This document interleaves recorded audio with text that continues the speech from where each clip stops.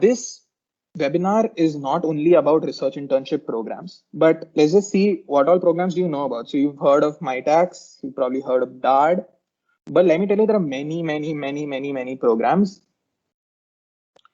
both in India and abroad. This is just a few. And we have made a resource link. Shashwat, there's one gray box coming at the one second. right side. Yeah. Okay. So yeah, is my screen completely visible now? Yeah, right. Good. So there are many internships out there, internship programs. So when I say programs, most of them are like very easy to apply to. They're just like one application. You have to stick an SOP there and put your resume, your transcript, probably an LOR or two. That's it. Submit, done. But some programs like DARD require you to send emails beforehand to professors and get an acceptance and then apply to these programs. Apart from all of these ready-made programs, you can also cold mail professors. So cold mailing is basically unsolicited mailing. You just send an email to a professor at some institute or some student asking him or her to give you an internship opportunity for so and so reasons. We'll go through all of that in this deck. So this is very much possible. This is how I got my second year internship, and many people. So we had to do this also for DARD. Even Suyash had to do this for DARD. So emailing professors to get an internship is a really good opportunity and option with which you can 100% get an internship. Maybe not abroad, but definitely in India you will get an internship. I am 100% sure about that. So these are like a ton of programs that are out there. And also I would like to add here that whatever process that I'm going to cover, or we're going to cover today, is not only for technical internships.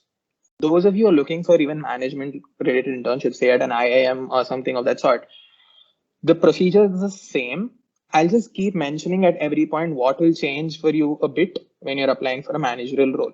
Things will change in the resumes and all these things, but more or less it's going to be the same process, the mailing and the waiting for the acceptance and all of that stuff. So don't worry about that.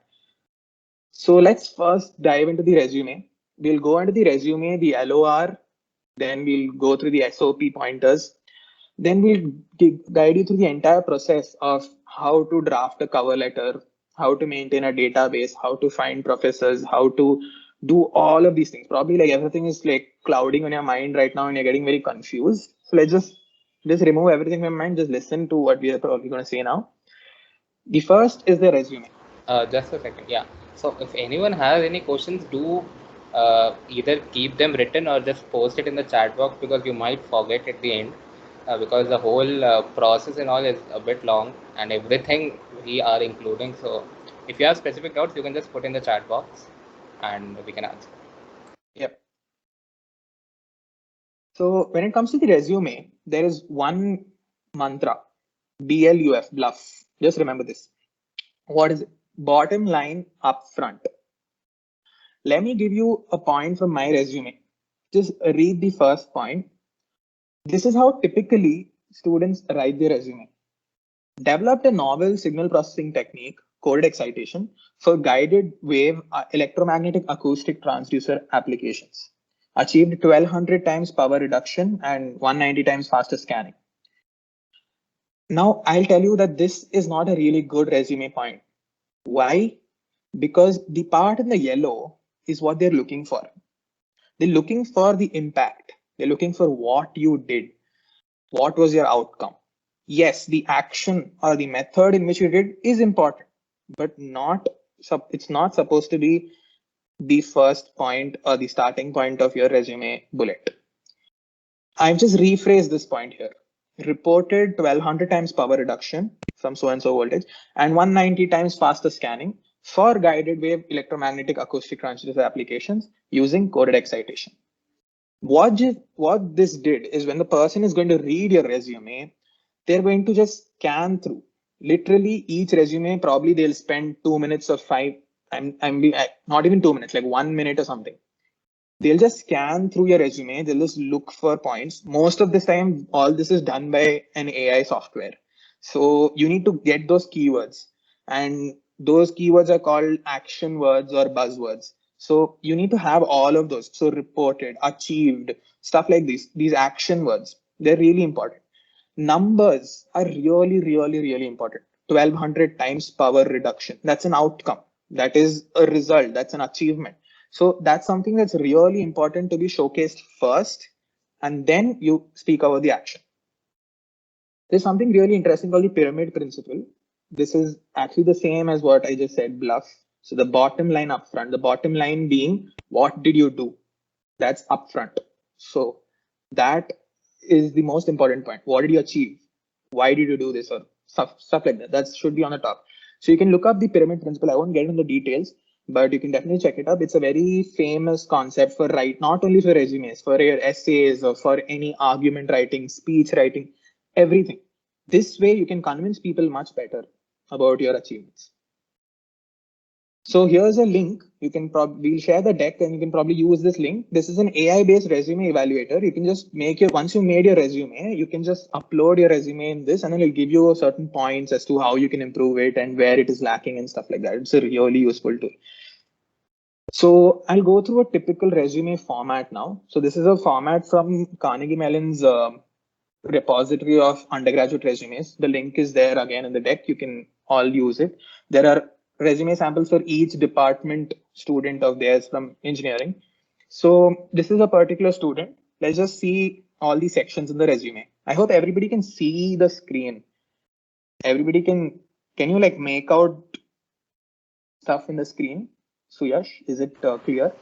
Yeah, it is clear. Probably if it can be zoomed by one time or so, it could be better. 1 second.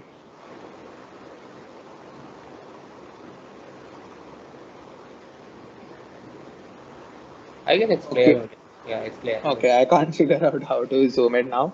Anyways, so there's not much that I'm going to talk about as the content especially, but then the sections. So the first section that's going to be there is your name, your phone number, email, basically your contact details, and so you can put in your LinkedIn link, and you can also, if you have a portfolio website of yourself, please put it there. If you are in CS or circuitry branches and you have done a lot of coding, put your GitHub link there. All of these things come in the first. Basically, it's who you are. It's an introduction saying that. So here is manufacture. So basically, it's that person, and the person's all these links and contact details.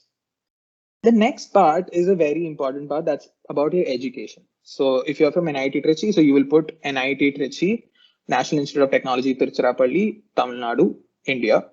And you will write what your major is. So you're doing a Bachelor of Technology in so and so department. So mine is Bachelor of Technology in Instrumentation and Control Engineering. Then you'll put your CGPA. Then, yeah, so that's all that part is. Usually what, if I would talk about my own resume, I've put a table of sorts wherein I have the name of the university, then followed by my department or I guess name of the university, and then my department or something, and my grades. Similarly, I've done so for standard 12th and 10th as well. My resume has my standard 10th and 12th scores as well. But it is not. Just to add one point. Firstly, it's in 304, so probably you could you have to tell in 9 by 10 only. I mean by 10. Second thing is that if in case you don't have like a very good CGPA, so I guess you don't need to mention that part. And then if you do so, then don't obviously put up your 10th and 12th part as well. But most cases people do, but even if you don't do, it's not an issue because anyway they'll get your CG from your transcripts, so that's not an issue.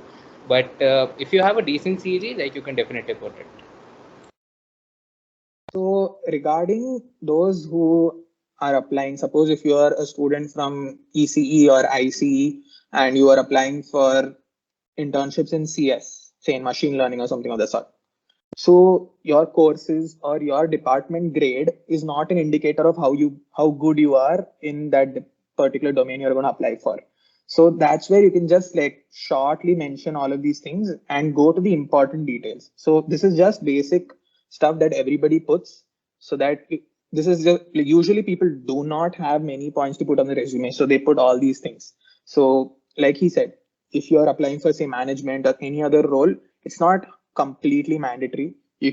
I would recommend you to put it because some people might want to see that on your resume, but it's up to you. Yeah. Relevant experiences. So here, this is a particular segment in this resume, but what I would do is I usually put my internship experiences high on top. So basically, when I'm going to apply for a third year internship, then I have already had one second year internship as an experience, which I can put here. If you're applying for a second year internship, don't worry, you don't have to have that section. You can directly go on to any projects that you've done or any other relevant work. So in my second year resume, I had probably one project or two projects there. That were also, one of them, I guess, was a hobby project from my course or something of the sort. And I had a lot of stuff in extracurriculars actually, which is not required, trust me. But then I just wanted to have one entire page fit. So I did it. So relevant experiences is the part where you write about your internships, and keep in mind, just keep looking at all the structure. You will notice many things. All the points start with action words: conducted, implemented, customized, managed, designed, devised, developed, led. All of these are action words. So that is one key important point in a resume. You always start with action words.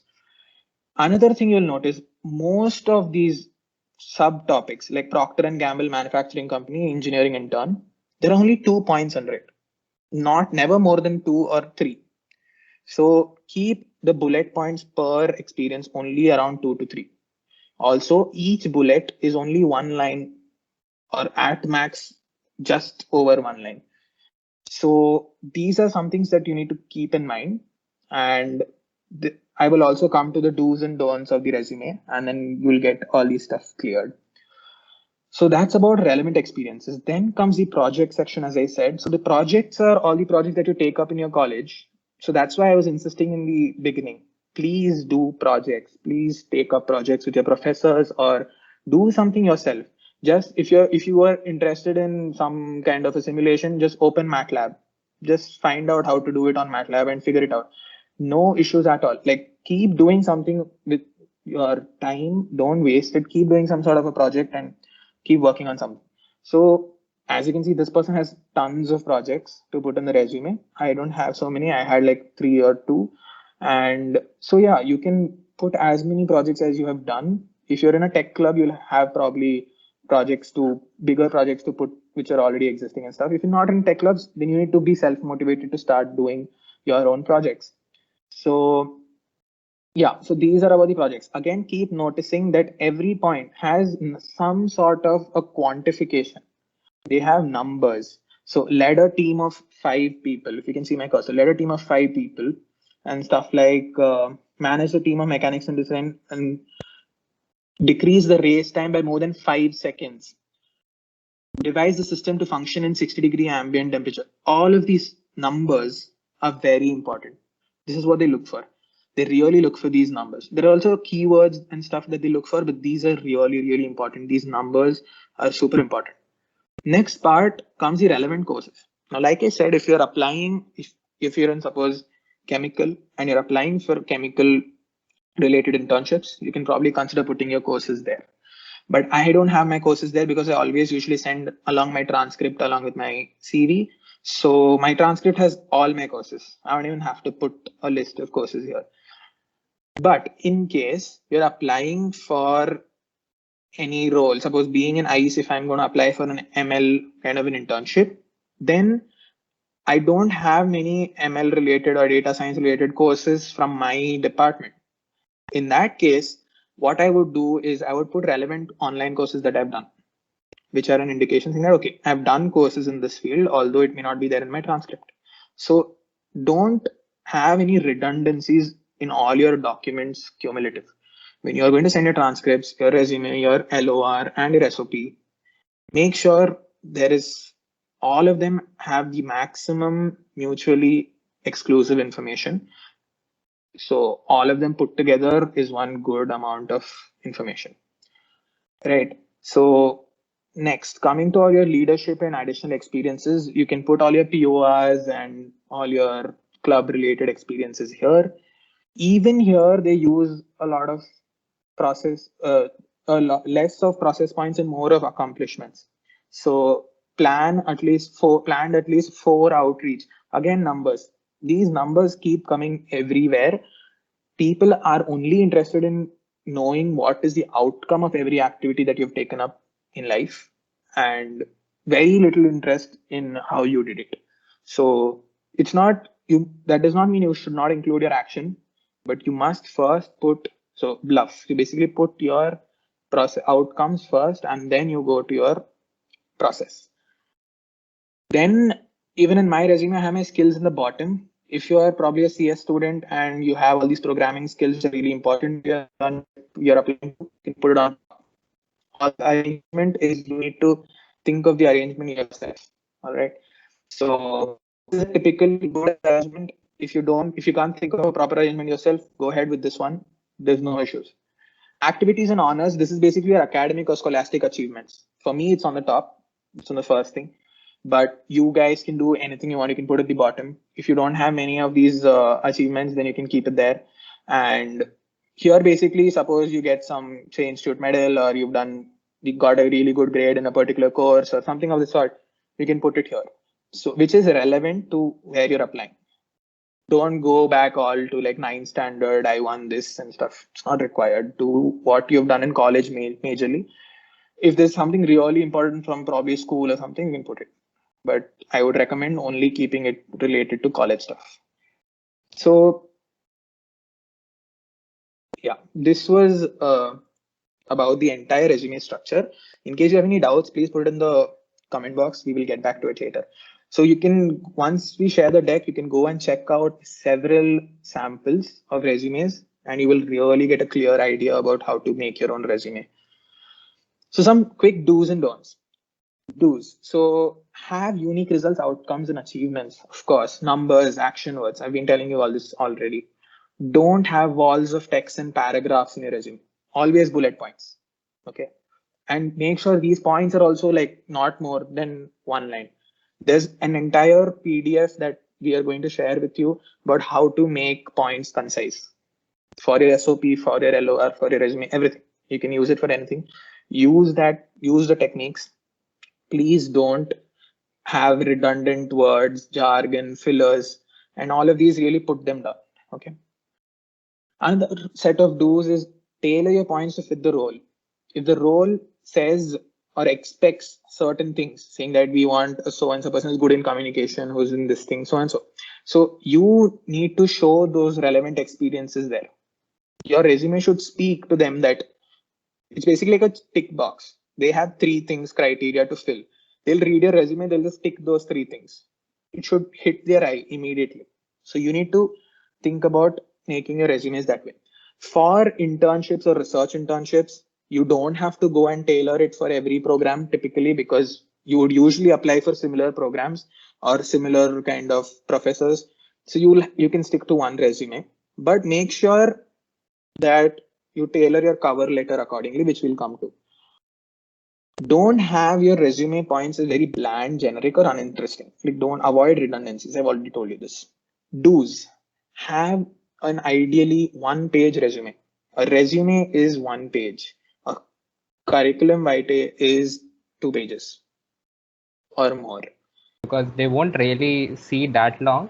Every resume, Shashwat said 1 minute. I have heard mostly like 10 seconds, 10, 15 seconds at 30 max. seconds, exactly. Yeah, because they have so much of experience. One day they see more than 100 applications, so they can't sit on 2 minutes to see every resume. So one page and very succinct. That's it. You should actually, like, you guys can actually look it up. There are some things like resume heat maps, which give you an idea of where do typically employers look, what points do they look for at which location of the resume. So you're ideally supposed to put your important points in those locations so that hits their eye. So you can Google all of that stuff, because that's not something very much important for a research internship as much as it is for a job. So yeah. So have one column also. I would really recommend having one column because it's easier to read. And many people have a one column resume, so they will really find it easy if the resumes are in a similar format. when they're reading so many. When you have two columns, you need to keep moving or shift. Your focus keeps shifting here and there. So avoid that. And yeah, like I said, don't avoid long generic resumes. Some important points: do not use abbreviations or acronyms. Please expand everything. Do not use, say, for example, non-destructive evaluation. Don't write NDE. Write non-destructive evaluation, please, because they will not probably know what it means and it may not strike at that point.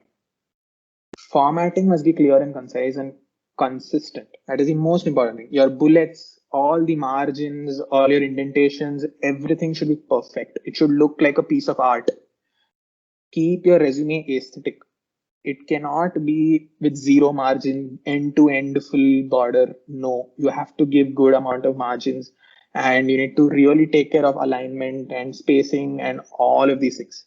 Please also proofread your resume. Don't have any spelling mistakes in your resume, which is very, very problematic. It puts a really bad impression when you have spelling or grammar errors in your resume. And like I said, no more than three bullets, I would say, not even four. Don't go beyond three.